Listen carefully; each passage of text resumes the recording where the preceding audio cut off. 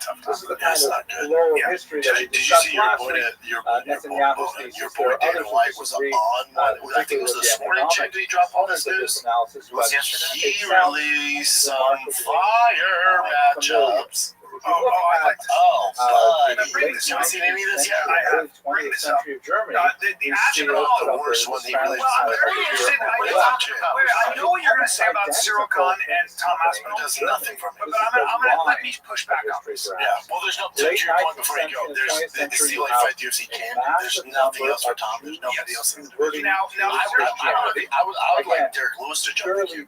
That's a knockout. Yeah, fans are more familiar with him. He doesn't have to quit it. He's at least a guy that's going to go out on his shield. He's not easy. He's a lot harder to take down than Cyril Khan. Khan's a fucking three-stripe white belt. You know, this does nothing for me. Now, it's going to start the reign of Tom Aspinall, so we got to knock it out, whether it's now or in 2 years. You got Aspinall against Cyril Khan. You got Aspinall all day with that. Yeah, I think the bet there is, does he do it? No, of course. It allowed whatever he tremendous wants. social mobility. Here's the thing about Cyril where you had Khan. all these He's Jews a big, strong dude. reaching He's not a the knockout tops of artist. their professions and He's not a knockout artist. He's not a one-punch knockout artist. And this created That's an not environment that that's not strange. religiously but socially was untenable. It's almost like that. That's because super athletic. Aryans, He's the most athletic guy. felt themselves excluded Very from big. their He own does that weird country. jab, This is which kind isn't of like doing. But separate class of points for us people as a who are heavyweight. like in The crowd. Tom Aspinall's thing is not if he's going to win. He needs to win, obviously. So my question is, is Tom Aspinall going to win? The challenge for Tom Aspinall, the pressure on Tom Aspinall is, can you look more impressive than John Jones did beat Cyril Khan? That's the question. Can you look more impressive? So I think it took John 2 minutes to submit Cyril Khan. Can you knock him out or submit him faster and look more impressive than John? That's the question. The question isn't if Tom wins. If I'm in his corner, who's corner? Aspinall. Okay. And I say a couple things. and obviously that could not we can't be take this guy wholesale lightly in on the Germany feet. because He's still got- had the rule of he's got- law in He's a high-level but striker. ultimately found its Yeah, expression and now in Tom's the going to look and go, So this duh, line no of shit, history, Father Time. this So now linkage I was going to say, of I'm the going to Spanish wrestle. Inquisition Well, and both you're to speaking. 20th century layman's Holocaust, terms. I think Cyril Khan, actually the has only way he kind can of win is theoretical if Tom appeal, engages in striking. kind of resonance that So you're saying Cyril Khan we have to cannot be catch aware up to of, black belt Tom even Aspinall on the ground? But Never. let us He can't concentrate stand on up. He our can't work main with good topic today, wrestlers. which is, No. of course, What's his Don learning Islam curve? Abdullah. What's his learning curve? He would We have should done it. begin with It's how the do we biggest say hole in his his game. It's name? not like it's been a year. It's been over a Netanyahu year now. actually Train all cataloged the time. He was 17 highly Yeah, distinct spellings of his Yeah. name in He the Latin was on alphabet. set for a Of course, he movie. was active in Spain, Cyril Khan, Portugal, yeah, big Italy, and as Yeah. a result, Huge it's problem. using Latin alphabet. If you said to me Cyril Khan brought and in 9 different these spellings big-time, in Hebrew. heavy And Hebrew, of course, Eastern does not European wrestlers, conventionally include and he was vowels working clinch, and he in was its working written or printed just writings. the basics. So First of all, how to it neutralize, how to gets stop even him worse. getting How taken exactly down, do you pronounce it? and One of work the his most takedowns. popular versions in Well, America I would say is Abarbanel. I would say And if when I Cyril told my Khan wife I was had giving a lecture giant on Abarbanel, she said, Russian, "Ooh." And I said, Eastern Abarbanel, like the European, wine. Greco, Right? 'Cause that's how and just she general remembers it that way. wrestlers in there. Abarbanel is And he was perhaps getting all the people in looks. yeshiva, they'll say And he was Abarbanel. figuring out It's how a to stay on popular his feet song, Abarbanel, or stand ba up. ba ba, Now Abarbanel. he forces our boy Tom into a And, striking game. But the probably that's correct still not great following Netanyahu there, probably correct is Abarbanel. That's probably how he very good. pronounced it more or less Tom's better with than my Canadian accent. His years are Except for Cyril 1437 Khan's to kicks. 1508. He He's came never from won an a fight by extremely kicks. illustrious family. But he's a kicker. Many He's a communal kicker. leaders in his For Tom, it's like lineage, this big fathers, What is Cyril grandfathers, Khan's great grandfathers, pedigree? What is Cyril all Khan's with kickboxing? tremendous Was he a wealth champion? and prestige, honor, Bring this leaders up. Maybe of a the French community. champion. His He was not like family a global originates in certified heavyweight Spain, champion. in the city of Seville, which ironically was one of the Let's take a little epicenters break here, of the man, because anti-Jewish this. I activity need in all the parts, 14th dude. century. I do. And in I fact, need a friendly very staff. I need tragically, helpful his service. I own need parts grandfather, knowledge. Shmuel, I need converted to keep my car Christianity. We don't maintenance. know enough about the free. details. Well, good thing this episode of Furry Kids brought to you by O'Reilly Auto Parts. With the business keeping your freaking stupid car on the road, Brian. Okay, O'Reilly, they have thousands of parts and accessories in stock, either in-store or online. They got it all, buddy. So whether you're a car expert or a rookie, you'll find the employees at O'Reilly Auto Parts here knowledgeable, helpful, and best of all, super friendly. And they test my battery for free if I'm in my car. They can do it all, man. Stop by O'Reilly Auto Parts today and check it out. Visit them at O'ReillyAuto.com/fighter. That's O'ReillyAuto.com/fighter. So This summer, find out about Flow it from TV is sources outside exploding of with the thousands of writing. free movies.